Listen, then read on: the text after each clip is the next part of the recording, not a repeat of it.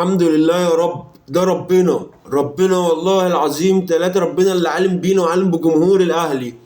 الأهلي يفوز على سموحة 2-1 في الدقيقة 91 بعد ماتش لا أداء ولا لعيبة موجودة ولا مدير فني موجود ولا أي حاجة.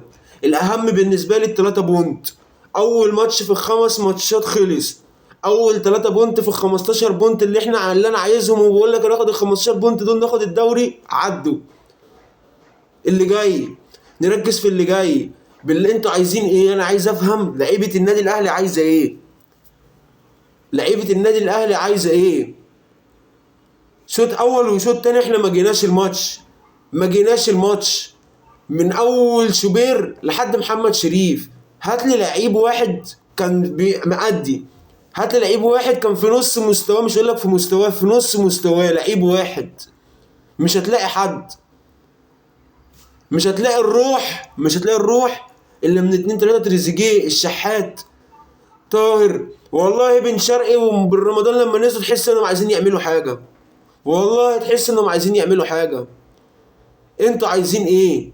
عايز افهم عايزين ايه. مرة واتنين وتلاتة الفرص بتجيلكم. مرة واتنين وتلاتة بيراميدز والزمالك يخسروا بنقط وفرصة تجيلكم. بالله عليكم ركزوا. بالله عليكم ركزوا. الحمد لله والله لو حطيت ايدك على قلب من هنا هتلاقي ضربات القلب. الواحد مش قادر. الواحد على اعصابه. عشان لعيبه 90% منها مش عارف قيمه التيشيرت. لعيبه نازله في بدايه المباراه يا راجل بتتمشى. لا في ضغط صح، لا في كوره متفاهمين فيها بتتلعب، لا في جمله حافظينها. مفيش اي حاجه ولا اكن انا تروب. يعني انت اعتبرني انا تروب، انا المدير الفني. هختار مين النهارده في التشكيله؟ هختار مين؟ مروان عثمان اوتاكا ما كانش عامل حاجه والجمهور بيهاجمني، وديانج الجمهور بيهاجمني عشان العب ب2-6. خلاص يا باشا، خد اهوت مروان لوحده ونزل الشحات ويرمي شريف. اللي هم عايزينه ينزلوا يعملوا اي حاجه. لحد بيبقى فاهم اللعيبه حاجه ولا اللعيبه حتى شايله مسؤوليه حاجه. الحمد لله على المكسب، الحمد لله على الثلاثه بونت. ورجعنا للبلاس 90. رجعنا للبلاس 90 تاني. يا رب يا رب تبقى فتحة خير للاربع ماتشات اللي جايين. بقول لك 4 ماتشات يا راجل، ما بقولكش موسم كامل. 4 ماتشات لحد ما الموسم يخلص نشوف هنعمل ايه في المدير الفني. 4 ماتشات 12 بونت والدوري اهلاوي. صدقني نكسب ال4 ماتشات الدوري اهلاوي. هتقول لي ازاي؟ اقول لك ازاي قبل ما نخش نتكلم عن الماتش. وفي كلام مهم قوي على الماتش، كملوا الفيديو للاخر. والله في كلام مهم قوي كمان. وفي رساله عايز اوجهها لكذا حد في اخر الفيديو نوجهها. بس الاول اقول لك ازاي الدوري اهلاوي لو كسبنا ال4 ماتشات اللي جايين ب12 بونت. انت عندك بيراميدز اتعادل النهارده. انت دلوقتي متساوي مع بيراميدز وانت لاعب ماتش زياده. الماتش الزياده دوت اعتبره ماتش اللي انت هتقابل فيه بيراميدز. اكسب بيراميدز وكده مفيش ماتش زياده. فرق بينك وبين الزمالك 5 بونت. كسبت النهارده بقى 2 بونت وانت لاعب ماتش زياده.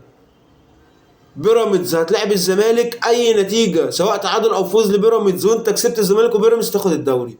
بيراميدز والزمالك اي نتيجه سواء تعادل بيراميدز مع الزمالك او فوز بيراميدز على الزمالك وانت كسبت الاتنين لما يلعبوك انت خدت الدوري. والزمالك هيفقد نقط.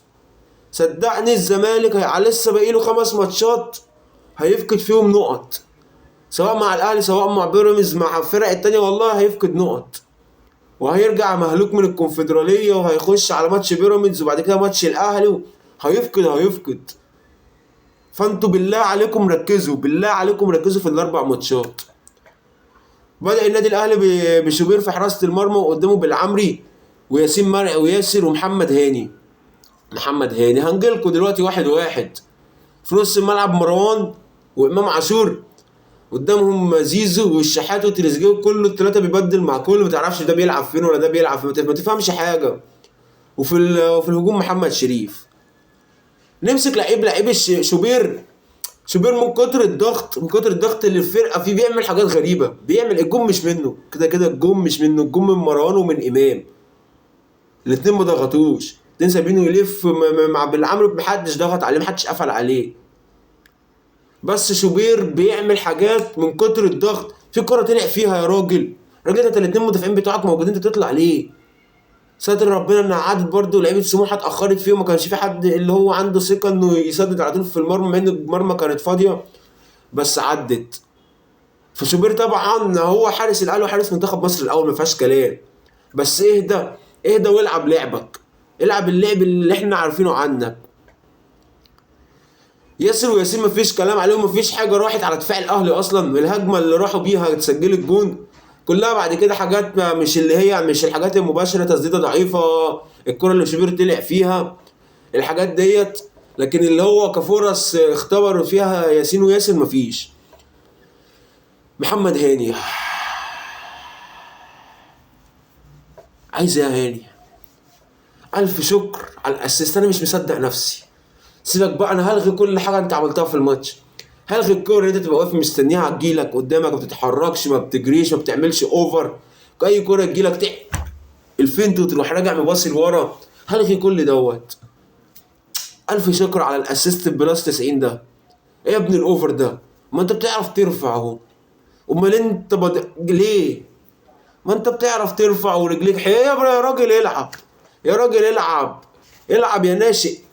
الف شكر، الف شكر للناشئ محمد هاني على الاسيست.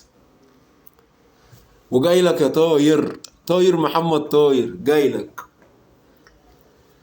وبالعمري، انا بالعمري بقى انا مقتنع بيه، انا وجهة نظري انا مقتنع بالعمري احسن من كوكا ومن الدبيس ومن شكله ومن الناس دي كلها. طبعا مش معلول، مفيش حد يجي زي معلول، بس انا مقتنع بالعمري، تحركات بالعمري خفيف سريع ودفاعيا مش وحش، اللي هو انا مقتنع بيه. لسه ما قدمش اللي هو ولا اعتماد هو، بس انا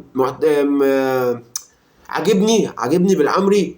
وبرده يا جماعه الوينج معاه مش مساعد، تريزيجيه طبعا ما فيش كلام عليه، كابتن النادي الاهلي وكابتن منتخب مصر، بس برده ما فيش الوان توهات كانت بتحصل ما بين معلول والشحات، معلول ورمضان صبحي، ما فيش.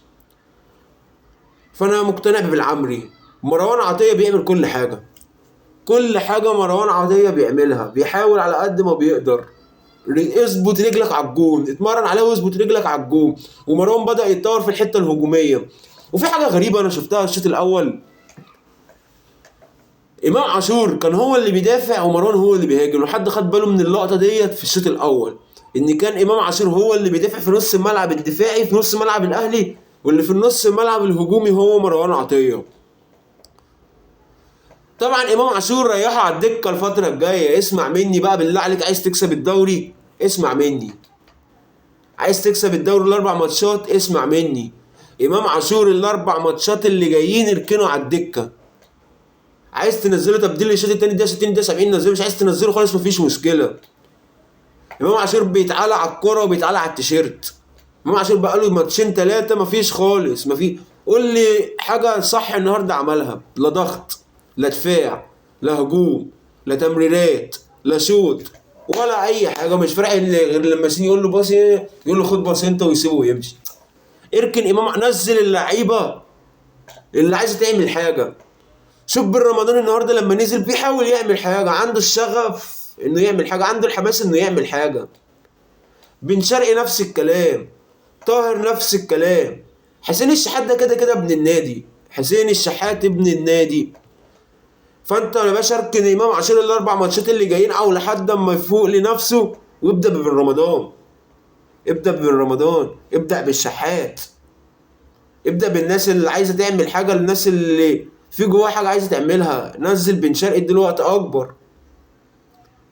زيزو بيحاول، مش عايزين نسلم زيزو، اللي قلته قبل كده هقوله تاني، زيزو مش هو زيزو اللي احنا عارفينه، بس الضغط اللي عليه كبير، والله الضغط اللي عليه كبير، والرقم اللي هو بياخده كبير، والكلام عليه كتير. عايز انزل اثبت نفسي، عايز اثبت ان انا لا يا جماعه انا زيزو، انا اللي كنت احسن لعيب في مصر وكنت مرشح لاحسن لاعب في افريقيا. عايز يثبت كل دوت في وقت الفريق والناس اللي حواليه مش مساعداه. الفريق كله واقع، الفريق كله واقع. فاهدوا، اهدوا. عايز تبدا بزيزو ماشي، عايز تبدا ببن شرقي ماشي. تريزيجيه بص بتكفر الواحد في حاجات كتير، بس انا بالنسبه لي كل ده كوم، واللي انت هتجيب لي حاجه مرضيه انا عارف، وان انت عندك الروح دي في كوره يا جماعه في الدقيقه 82 ولا 83 او بعد كده كمان، تريزيجيه عامل سبرنت ورجع يغطي ناحيه الباك الشمال عشان بالعمري كان ايه دخل جنب ياسر ابراهيم لما ياسين طلع. سبرنت اللعيب في الدقيقه 84 85 في الضغط دوت. هي دي روح لعيبه ولاد النادي، هي دي روح النادي الاهلي، هي دي الروح اللي موجوده عند 2 3 4 مش اكتر، والباقي بيلعب على الواقف. عايز تكسب الدوري، لاعب اللعيبه اللي عايزه تعمل حاجه، اللعيبه اللي شغفها وحبها للاهلي كبير. قعد البهوات والبشوات، ما عندناش احنا لا بهوات ولا عندنا بشوات. عايز تكسب الدوري، نزل اللعيبه اللي خايفه على التيشيرت وعايزه تعمل حاجه. اي حد يا امام يا عاشور فاكر نفسه انها هتعالى على الكوره وانا اكبر، ما فيش حد اكبر من النادي الاهلي، ما فيش حد اكبر مننا كجمهور النادي الاهلي. اصحى وفوق وارجع لمستوى، ان انت خدت كل الدعم، كل الدعم اللي مفيش لعيب خده غير صالح جمعه. ده ايه بقى يا باشا؟ انت خدت كل الدعم، مع ان انا كواحد اهلاوي ما كانش اساسا اتوقع ان انا هدعمك في يوم من الايام، ومش لازم ليه، بس اتحطينا في امر واقع وامام موجود ولبس التيشيرت. ادعم امام. امام ما سافرش، رجع يلعب. امام مش عارف اتخانق مع الشناوي، رجع مفيش حاجه واتدعم واتنادى عليه في المدرج.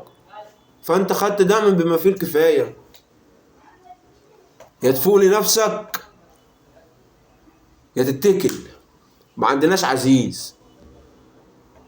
البلاس 90 رجعت، البلاس 90 رجعت يا جدعان. وانا بقول لك، وانا هو انت اهو، والنهارده 11/4 11/4 يوم ماتش الاهلي وسموحه. باذن الله الاربع ماتشات اللي جايين بدايه من ماتش بيراميدز الدنيا هتختلف. كنا محتاجين فوز يزق الدنيا والحمد لله جه. كنا محتاجين روح والحمد لله بدأت تظهر من بعض الناس. والبعض التاني يتفوقوا لنفسكوا، فوقوا خاف على لقمة عيشكم. انت سؤال بس، سؤال اللي كان اللعيبه كتير والله، انت مش خايف على لقمة عيشك؟ ما هو دوت اللي بيجيب لك الملايين، ربنا يزيدك، بس هي ايه الكوره اللي بتجيب لك الملايين.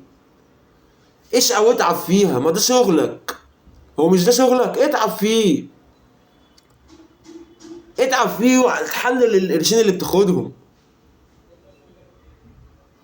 نزل طاهر محمد طاهر، ونزل بن رمضان، ونزل بن شرقي، ونزل مروان اوتاكا. طاير خش عليا خش يا طاهر. ايه يا طاهر؟ باذن الله جونك دوت هيكون سبب من اسباب تتويج الاهلي بالدوري، والكل مجتهد النصيب. وانت عشان سالك يا ابني من جواك وخدها عندك بقى، ديت مني ليك، مين اللي بيتفرج عليا؟ السالك بس، السالك بس، ومعظم الناس هتفهم، هو اللي ربنا هيكرمه الفتره الجايه في الاربع ماتشات. اللعيبه اللي سالكه بس لنفسها وللي حواليها واللي سالكه للنادي، هي بس اللي ربنا هيوفقها. مش هتسلك هتركب قطر 6 الا تلت. وخليك فاكر، خليك فاكر تاني، خليك فاكر، الدوري اهلاوي. ورساله لكل زملكاوي، حفل افرح من بدري قوي، مش عشان كسبنا النهارده. وانا بقول لك وبراجع الحلقات اللي فاتت، الدوري اهلاوي. ليه بقى الدوري اهلاوي؟ لان طول عمرها كده، كل يعيش الوهم والاهلي ياخد الدوري. وهنغني احنا ساكتين، احنا ما بنردش غير في الاخر، بس هنرجع وهنغني نعمل فيها بطل، وهنخلي احنا خدنا الدوري وهم خدوا. انت فاهم؟ اصحى فوق. لكل جمهور الزمالك ما تستعجلش تاني، لكل جمهور الزمالك ما تستعجلش. انت عندك بيراميدز، عندك الاهلي، عندك انبي، عندك سموحه، عندك سيراميكا. ما تستعجلش والله. انت عندك 5 ماتشات ب 15 بونت، هتخسر منهم كتير، هتخسر كذا بونت، والزمالك هيقع ومش هيكمل ومش هياخد الكونفدراليه. زي كان بيقولوا لك الاهلي هيطلع بموسم صفر بتاع، نزل صوره بطولات الاهلي بقى في الصالات وفي القدم وفي كل حاجه. الاهلي واخد 17 بطوله، طبعا الاهم كره القدم، بس الاهلي واخد 17 بطوله والزمالك مش واخد ولا بطوله. اللي واخد واحده في كره القدم، واخد 16 بطوله صالات، ولسه مطرقعين لكم امبارح في الطايره، وخدنا برضو اليد. انت يا ابني، انت ابني، بص كده، انت كده كده كبير عليك، شايف انت كده اهو، كده اهو. لا عمري هشوفك، ولا عمري هعمل لك حساب، ولا عمري هعمل حساب لكلامك يا هلفوت. ليه بقى؟ لان النادي الاهلي، انا العو، انا العو. انا لو بهاجم فبهاجم عشان فريقي، لو بهاجم بهاجم عشان الفرقه وتفوق، لان الفرقه وحشه، لان في لعيبه مش شايله المسؤوليه. عايزك تحفل على زيزو، عايزك تشتم امام، عايزك تحفل على اللعيبه كلها وعلى النادي. ومن يضحك اخيرا يضحك كثيرا.